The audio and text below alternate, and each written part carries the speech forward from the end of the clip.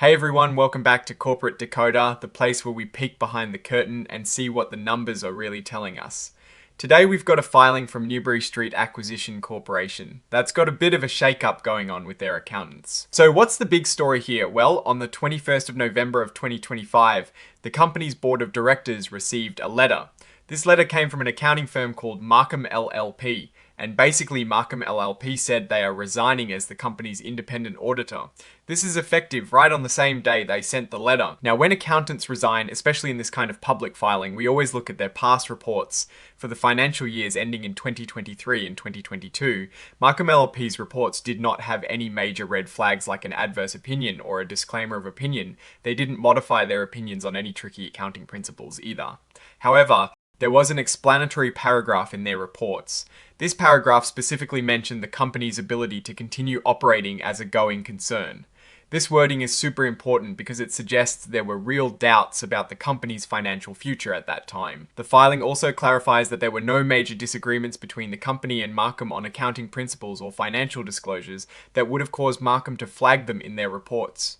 Also, there were no other major reportable events.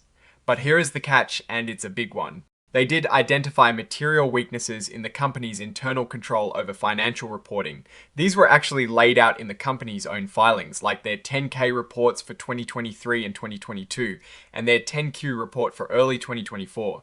This means the systems the company uses to manage its finances were not strong enough, and this is a serious concern for investors. The company states they've shared the exact wording of this filing with Markham LLP. They've also asked Markham to send a letter to the US Securities and Exchange Commission, or SEC, confirming if they agree with what's being said here. It looks like Markham's response letter is going to be filed as an exhibit, so we can see their official confirmation or any disagreements they might have.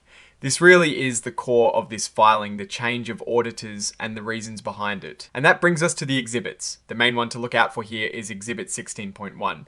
That is the letter from Markham LLP dated the 26th of November 2025. This is what will hopefully shed more light on their decision to leave. To read is also the usual cover page interactive data file, which is pretty standard for these filings. Finally, we have the signature. This report is signed by Thomas Bushy, who is the Chief Executive Officer of Newbury Street Acquisition Corporation. He signed it on the 26th of November 2025, confirming the information presented here.